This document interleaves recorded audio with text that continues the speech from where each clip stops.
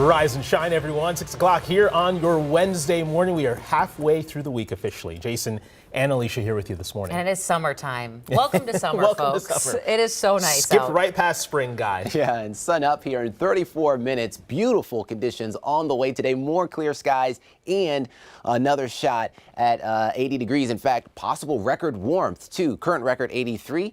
My forecast today, 84.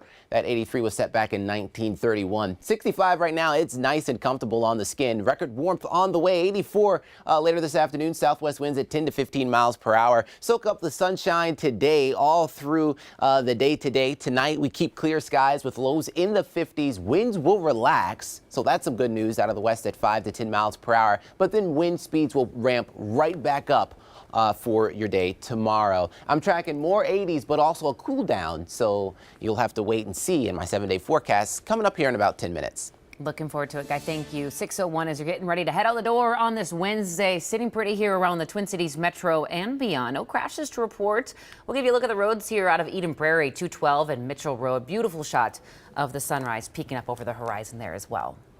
To your headlines this morning, and the city of Stillwater is preparing for major, possibly historic flooding this morning. In about 2 hours from now, both U.S. senators from Minnesota will be in Stillwater as they're preparing to get ready for it. Now take a look at this animation right now. The St. Croix River is sitting at 79 feet, but is expected to rise to around 89 feet by early next week. The last time that this happened was back in 2001, and it was so bad then the iconic lift bridge was closed. And once again, the bridge is closed as the water rises again. So CC is live in Stillwater this morning. CC, what can you tell us? Hey, good morning. I can tell you guys that meeting that you mentioned starts shortly at 8:30. And after that meeting, the senators will come down here to the waterfront to see all the preparation that's been done to make sure no major flooding pushes into town. If you take a look behind me here, this levee, it just stretches a very long way. It even stretches and barricades the bridge over there. The bridge is all barricaded off. There's also the sandbags, the road closed signs, the barricades right here. No one beyond this point. There are a lot of those around the waterfront and also temporary stormwater pumps. Now, locals really came out in force and volunteers over the last few weeks to help make all of this possible. We're told over 200 volunteers filled 22,000 sandbags. And the city has also been closing off streets and parking lots as well as the bridge, as we mentioned, in preparation.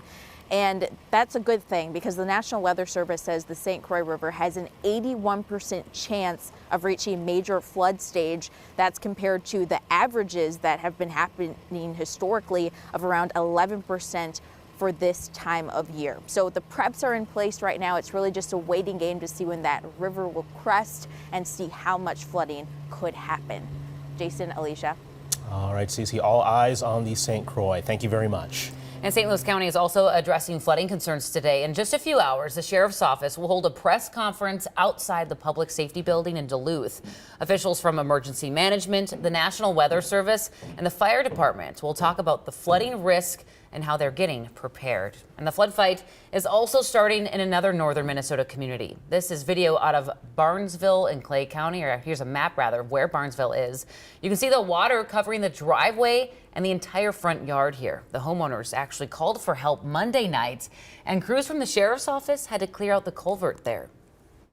My grandma was here and the house basically just started flooding, and the house basically just, the water just started coming in like crazy and our whole house got flooded. And the family is blaming the flooding on the extreme amount of snow they received this winter. Well, switching